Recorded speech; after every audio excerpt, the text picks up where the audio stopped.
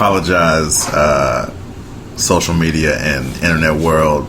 My life got a little crazy this week, and I missed that last 20 minutes. I just never got back to it. Well, I just let the cat out the bag, and we doing spoilers here. So if you haven't seen it, I would suggest you earmuffs right now. Right. But we don't have to dig into the whole thing because I'm gonna be honest. Like I told you when we were out purchasing the growler before the show, I kind of don't know what the hell's going on. As we mentioned in the first episode, I really don't know where we are with this season. But Ray is showing some love to Abby, and I think that's a good thing. Yeah, I mean, and so to get to what we're talking about as far as the football, he basically, and also the time what you're saying or what we said about him basically only losing when he wants to. Right. He basically blackmailed his way into this deal and kind of held it over Finnegan's head. Finney. And to bring people watching the show, Finney is into the television and movie business, commercial and all that, which is Ian McShane. Right. That's his character. His daughter, Katie Holmes, is big on cashing in the world of NFL. She's trying to bring a San Diego team up to Los Angeles to be LA's team. So she had a deal in place to buy this team and have it the games held in Los Angeles. Ray found a way in doing some work for the Finney Group for him to leverage some information that he came across for 3% of the proceeds, right, or the profits, revenues from said NFL team, and that's where we are right now. Yeah, so they tried to kind of play off of the whole San Diego Chargers possibly moving to LA without using those names, right? And yeah, it's I mean, like we said before, I just don't know exactly where Ray Donovan is. It's entertaining. It's entertaining, and they got into trying to kind of paint Terry as a bit paranoid and relevant threat, but I don't know how I feel about that because, like I said before, to me, he was one of the best parts of the show. Terry, yeah, he's kind of the balancing, right? He's the only grounded Donovan. Exactly, the grounded. He's the grounded part, but Bunch or Brendan now, as his fiance or his woman would like for him to be referred to. I like what I'm seeing from Bunchy this year. Let me ask you this though: this creepy dude, the priest guy, is this the son of the priest that they took out last year? I don't know if he's related to that guy or if he's a cop. I kind of feel like he's a cop of some sort or some branch of law enforcement.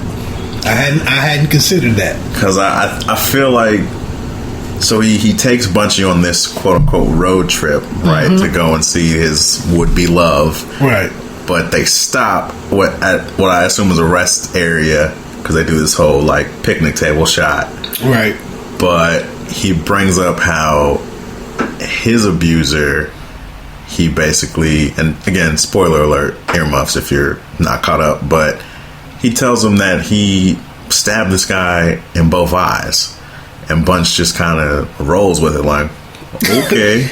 There's no real sway or feedback from Bunch. And so I feel like that's almost setting up him trying to get an admittance or a confession of, well, you know what I did to mine. Well, see, that's what you didn't see then. Oh, okay. Bunch comes back later in the episode, and I'm gonna hit on it because you haven't seen it, but there's a follow up to that scene. Okay. That you should see that, and then the results of the election. So out of respect for you, in these last 20 minutes. That's kind of where we are. Any thoughts on Katie Holmes showing up with braces this week?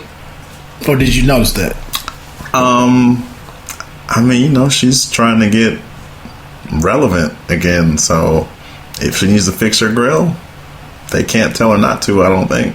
So, well, my wife mentioned it last week, and she's not a big fan of the show, but she asked, has Katie Holmes always had braces, or what's that? So I hit Google, and I guess it was in Variety, on Variety.com, that the braces came on because she's so uptight and she has these headaches and migraines that somehow she was diagnosed and she needs these braces to, I guess, settle something in her jaw or something.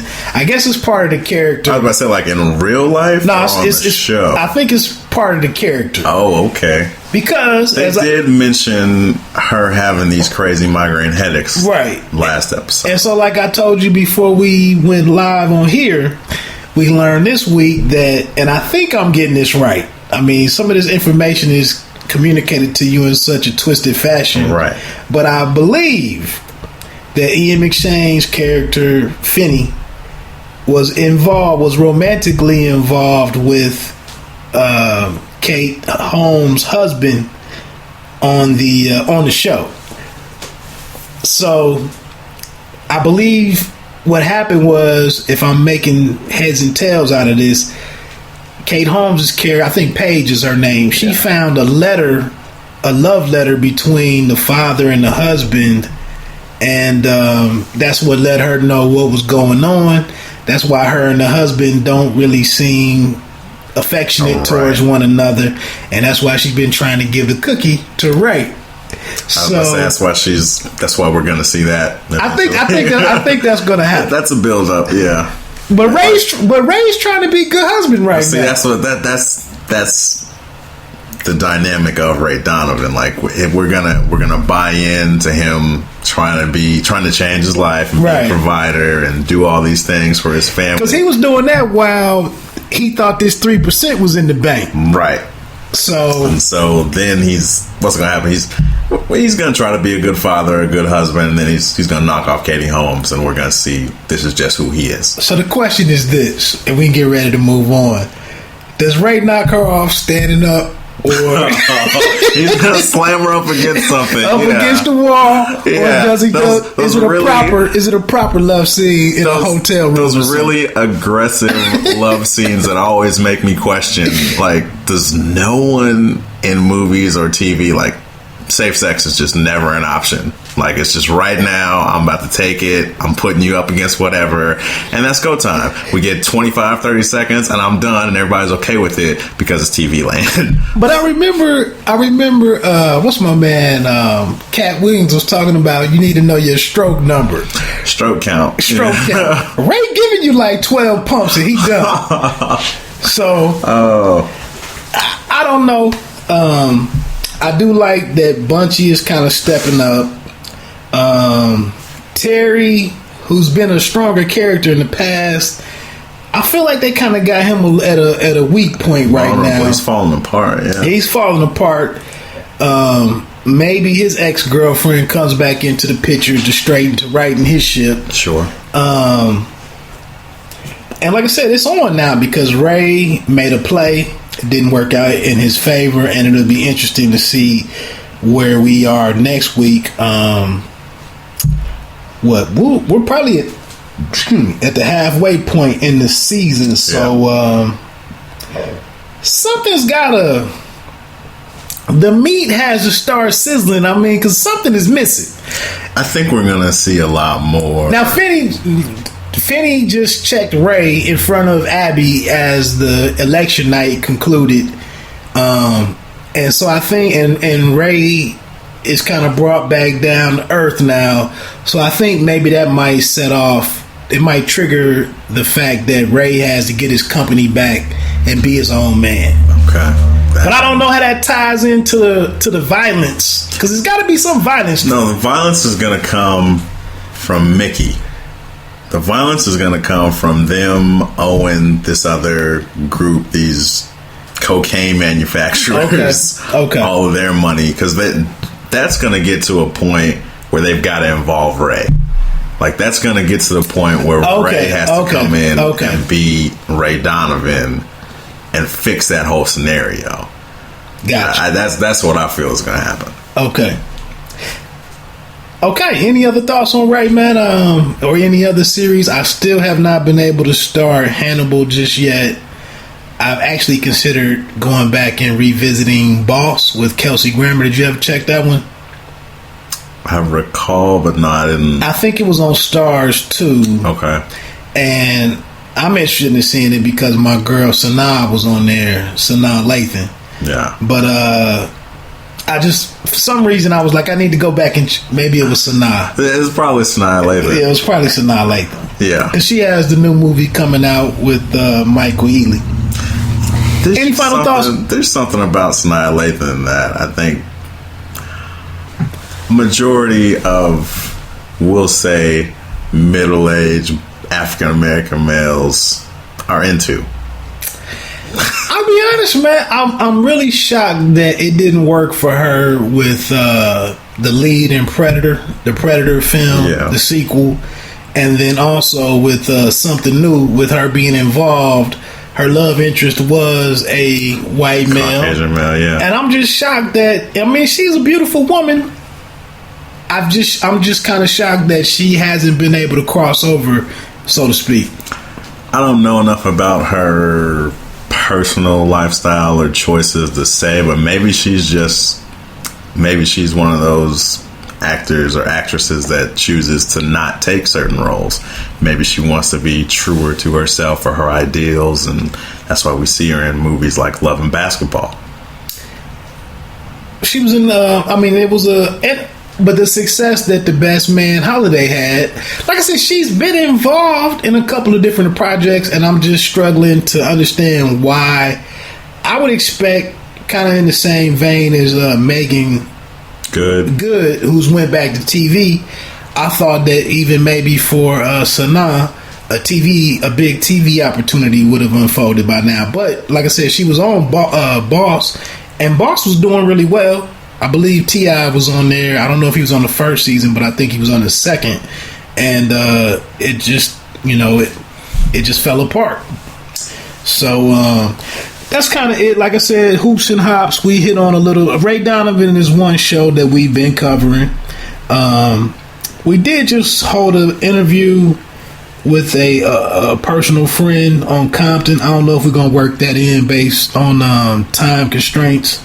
But right now, I want to go into the interview that I had. Like I said, it's a local bar in the city of Dayton, a pub. It's also on the retail side. They have personal home brewing products and ingredients. And then they have a restaurant with basically your wings, American comfort food, I guess. Yeah, it's Ollie's Bar and Grill. Right. And they specialize in craft beer and whiskey/bourbon. Right. And they've got a retail side for the beer, which has pretty much anything that you could look for, and they get all the new stuff. It's like if you're looking for somewhere to shop in the greater Dayton area, if you can get there early enough on release day, you can get what you want. Let me ask you this before we go into this interview, because full disclosure, G wasn't involved in the interview. Gus mentioned something called sour. Have you tried the sour? Yeah. So sours are a style of beer that basically, so all beer has yeast in it. It's one of the main components. And sours basically culture yeast to the point where the beer is past its fermentation date for any of your regular handful of styles. So if it was a lager or a pale ale, an IPA, a stout, all of these would effectively be considered quote unquote bad beers. But the way to save them and do something different is to call them a sour and kind of try to harness on the fermentation process of the yeast sitting at and fermentating at specific temperatures and allowing the esters and natural flavors to turn into other things. And so sours are, true to name,